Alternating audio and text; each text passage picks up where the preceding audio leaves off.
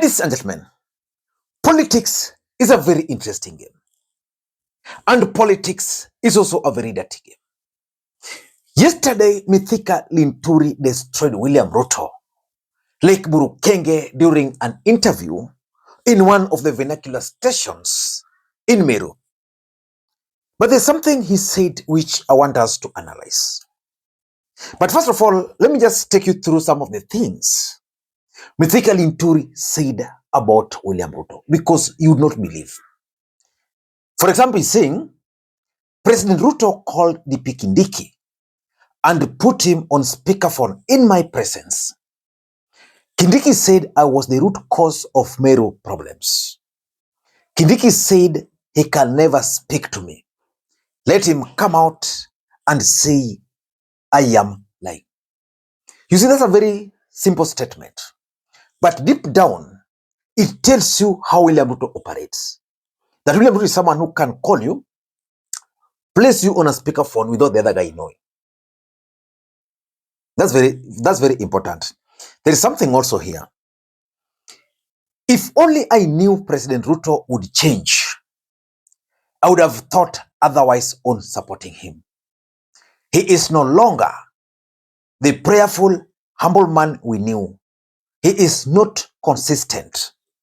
Honestly, we thought he was different. Again, tells you the kind of people we have in the Republic of Kenya. Uhuru Kenyatta, who was a former president, told these people the person William Ruto is. They never listened. Today, after being kicked out, he's talking. I would have forgiven this gentleman if he had spoken before being removed. Someone like the former Attorney General, Justin Muturi, at least he started speaking even before being removed.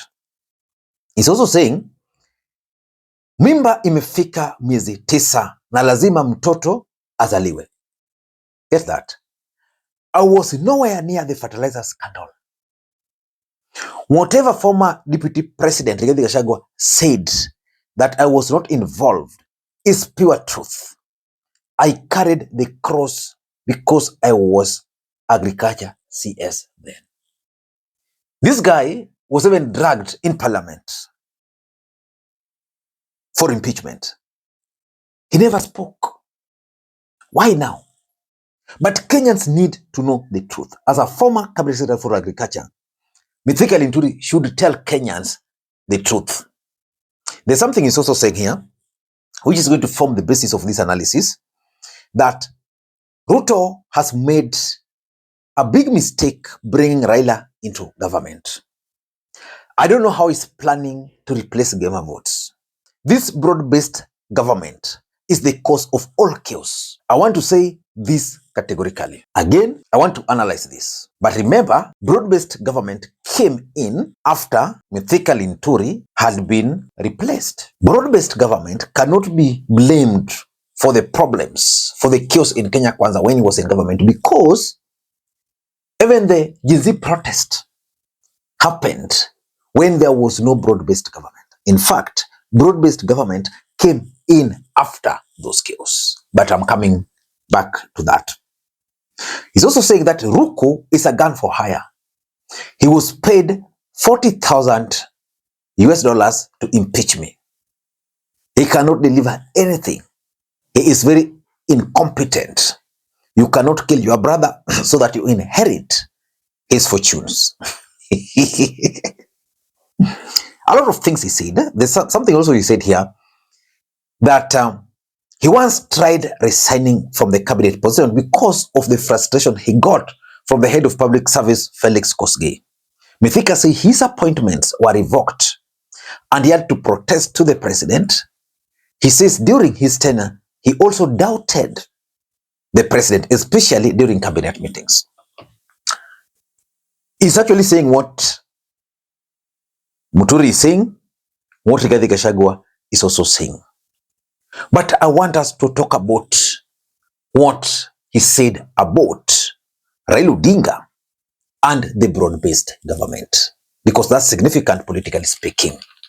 But before we do that, for those who are watching this channel for the first time, please take a second or two Click that subscribe button so that next time we produce a video like this, YouTube will automatically notify you. And to the subscribers, I want to continue thanking you guys for your continued support, because without that support, this channel cannot be where it is. Ladies and gentlemen, without any further ado, allow me to dive in. If you're to ask me,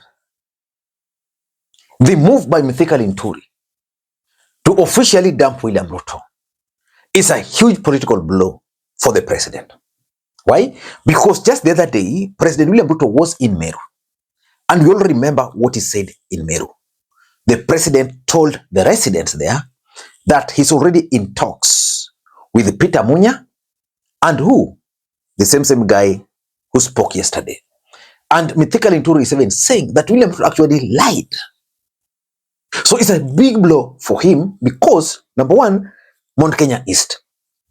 You see, William Ruto is hoping that he will get votes from Mount Kenya East because of Professor Kithure Kindiki. Based on how Mithika described Kindiki, that's not going to be possible. That's not going to be possible. So William Ruto should just forget about Mount Kenya. Number two, politics is also a perceptional game. I've always said this on many occasions on this platform. And because politics is a perceptional game, the fact that Mithika has left, Rigathi was impeached, Justin Muturi removed, and all of them are saying similar thing. It creates a perception about William Ruto. In fact, the day these guys will start going to the mountain together, that's when William Ruto will understand what perceptional politics is all about. Number three, Mithika Linturi was an insider in one of the most lucrative ministries, Ministry of Agriculture. There is no way William Ruto could have decided to appoint Mithika Linturi to that ministry if Mithika Linturi did not contribute to his election. The fact is, Mithika Linturi contributed in a huge way, in a very huge way, to his election, both financially, because I remember during the vetting, I think Mithika Linturi was the second richest individual in that cabinet. So he's an insider, now talking from an outside position. Very dangerous. And lastly, this is a huge blow for William Ruto because clearly Mithika Linturi and the rest, based on what I've listened to there, is likely to join Mount Kenya-based political party.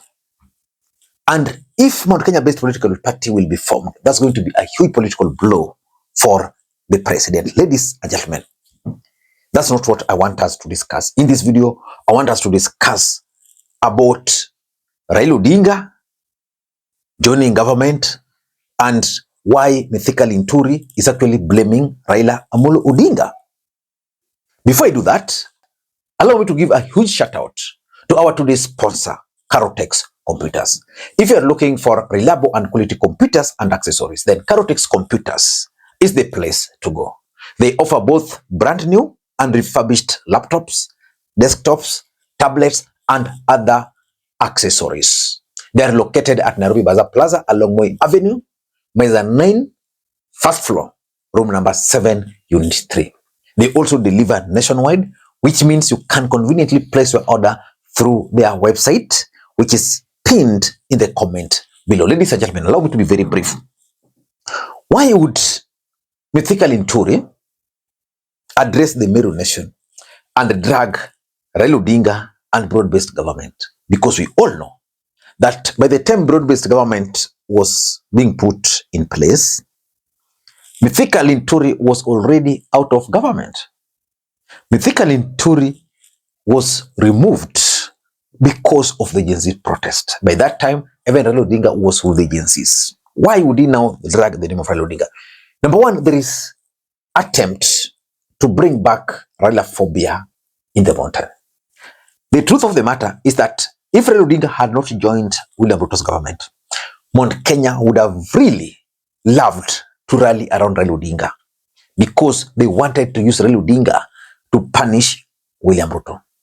But immediately Raila Odinga joined hands with the Ruto, then Raila Odinga became now a topic. Why? Because remember, these are guys who are told that Raila is a devil. They were told to support Ruto because Uhuru, who is their son, supported Raila Odinga. Now the same Ruto is now working with Raila Odinga. So what can they do? Bring back that Raila phobia. That's exactly what this guy is trying to do. I remember at some point Rigathi Gachagua intervened because even Rigathi Gachagua's allies had started bringing that Raila Odinga phobia. So that's about number two. There's an attempt by people like Mithika Linturi to try and blame imaginary enemies for their removal. Who doesn't know? Who doesn't know that Mithika Linturi was being impeached by Ruto? Who doesn't know that the person who engineered the removal of Rigathi Gachagua is none other than William Ruto? Why would these people try to hide around Raila Odinga? Why? Raila Odinga, for example, and I've always said here, not because of anything, Raila Odinga is a politician. One of the main reasons why Raila Odinga is not the president of the Republic of Kenya is because of the fear William Ruto used against him in the mountain. And William Ruto was very smart enough to use people like, for example, Rigathi Gachagua. So if you are Raila Odinga and you know so well that Rigathi Gachagua is one of the reasons you are not the president, then it's being removed. Politically, what would you do? Would you support Rigathi or would you remove it? Politically, Raila Odinga has right not to support Rigathi Gachagua and even Mithika Linturi, but blaming him is not helpful. Yeah? So trying to blame Raila Odinga for Mithika Linturi's removal, he was being accused of fertilizer. He's telling Kenyans today that he was not involved. Why is he not telling Kenyans the truth? We all know that Raila Odinga even told Kenyans. Raila Odinga, I think, was the first person to tell Kenyans that the Russian government brought fertilizers, but these fertilizers have been repackaged and being sold. Mithika Linturi went to the media and defended that. Why would he now then drag the name of Raila Odinga? And of course, from this, I'm also getting something which is trying to say, which is significant, that you cannot trust William Ruto's words. That William Ruto told them Raila is bad, today he's working with Raila Odinga. He told us that we are good, today he's not with us. And lastly, I think it's about Mount Kenya-based political party. Mithika Linturi is just telling Kenyans the direction. Ladies and gentlemen, Mount Kenya-based political party is the only thing which is going to destroy William Ruto completely. I don't know what you think, but that's my take. Until next time, this is Makwiny. Bye-bye.